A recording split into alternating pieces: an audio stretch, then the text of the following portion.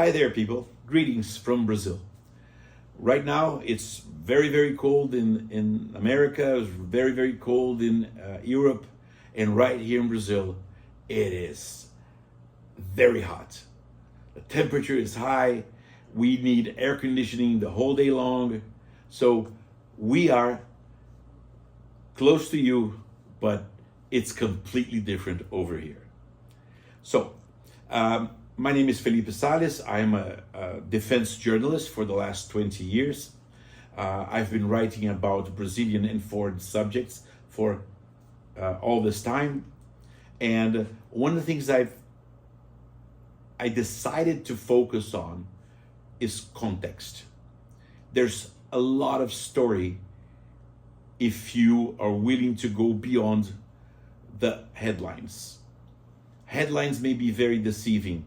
So in this channel, we will dive deep into the subjects and you will understand at least how we see this defense world, the geopolitical world, and how Brazil, the fifth largest country in terms of size and one of the 10 largest countries in the world, sees its role in the world with great powers and smaller regional powers. Where is our place in the world? We will start this program with a quick rundown of how Brazil, from being a major exporter of coffee beans, managed in around 50 years become the third largest producer of commercial aircraft. This is a fascinating story, but it is completely connected to the birth of the Brazilian Air Force in the middle of World War II. In this beginning episode, I will try to introduce you to one of the greatest products ever to come out of Brazil. We're going to talk about the already world famous Embraer C-390 Millennium tactical transport aircraft. This aircraft is the largest aircraft ever designed and built in the Southern Hemisphere. It's a very large aircraft, roughly the size of a 737 or Airbus A320.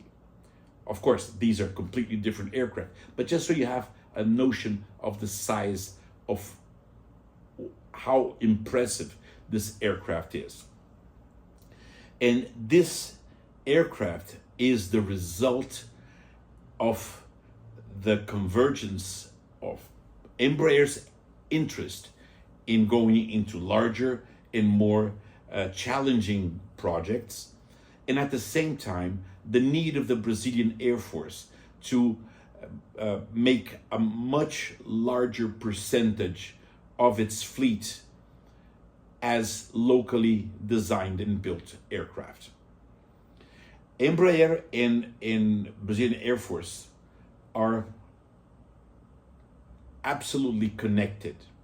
The Embraer company is the result of decades of investment of the Brazilian Air Force. The importance of a local aeronautical industry has been central in the strategy of the Brazilian Air Force ever since it was created during World War II in 1941. Dependence on foreign supply was always seen as a dangerous and unreliable situation that the Air Force did not want to see itself in.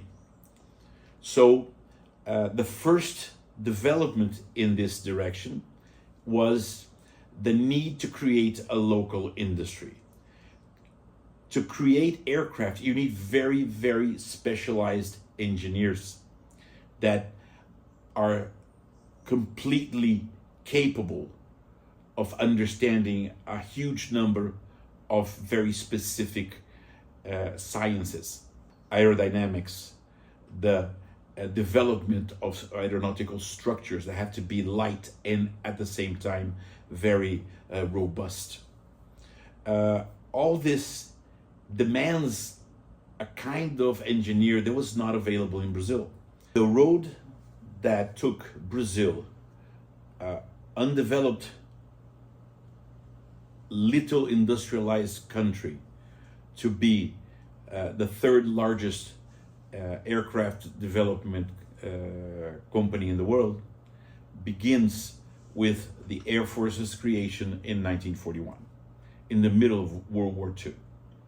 By 1946, it was clear that the Air Force wanted local aircraft, built and designed locally, so that it could feel that it was independent and was not subject to foreign pressures or foreign limitations. So by 1946, mere 5 years after its beginning, the initial steps were taken to what was eventually going to be called the Centro Tecnológico da Aeronáutica, the Aeronautical Technology Center. When Brazilian officers started going to the US to train on the new aircraft that we were going to use in World War II, they understood the complexity of aircraft and how Brazil had to change in order to be able to use them and eventually design and produce them. Places like Wright Field in the middle of the US were particularly impressive. Or the Massachusetts Institute of Technology, MIT, also left a lasting impression on these early Air Force officers. So when they came back, they said, we're gonna do this, but we're gonna do this right. So in 1946, the movement starts to create the CTA, the Centro Tecnológico da Aeronáutica, the Aeronautical Technological Center. That would be the nucleus of technical understanding of aircraft design and development. More than just a maintenance unit, it was a place where aeronautical engineers would be available to discuss the new technologies and to understand how the fast-moving technology of aviation was progressing. From this initial organization, the next step was to create a school, a specialized school for aeronautical engineering in Brazil that would transform the military people who had ambitions to grow their knowledge in these areas, would be taught and would develop to be leaders in this new science. Since the MIT was the very impressive area that the Brazilians first saw in the US, they went to the MIT to get teachers to come to Brazil to start the ITA, the Instituto Tecnológico da Aeronáutica, a few years later. So if this doesn't say ambition, I don't know what it is. I am very fortunate to be the great-grand-nephew of Brigadeiro Casimiro Montenegro, who is the key figure in the creation of both the CTA and the ITA. He was the officer that went to the MIT and brought key people to create a world-class course here in Brazil. To this date, the ITA, the Aeronautical Technological School, is one of the most revered schools in Brazil. The list of people that want to study there is immense, and because of all these students that graduated from the ITA, It was possible in 1969 to start a new development and construction company for aircraft in Brazil. This is the company everybody now knows around the world. It's called Embraer. So Embraer is the daughter of the school, ITA, which is himself the daughter of the CTA, which is the Technological Center of Aeronautics. So Brazil does not have companies that manufacture cars, but we have a world-class manufacturer of aircraft. A company that today is present in a number of countries due to its ability to create new partnerships, new manners of partnership with potential clients that will eventually become clients of their products and partners in their development. So, as I said in the beginning, this is just an introduction. The story is incredible, it's exciting, and it has really just begun.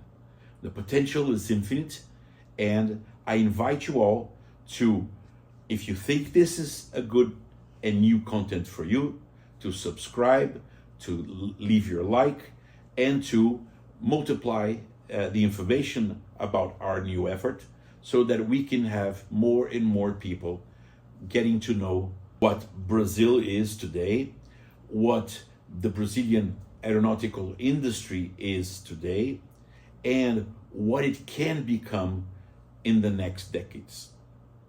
So, thank you very much. It's a pleasure to meet you all. Please leave your questions and your comments below. One of the key aspects for the success of our Portuguese language initiatives is that we always like to interact with you. So if you have doubts, if you have questions, if you want to understand something that was not clear, just write down here underneath this video and we will write you back. We want everybody to understand this fascinating story. So, see you soon. I hope you enjoy this subject.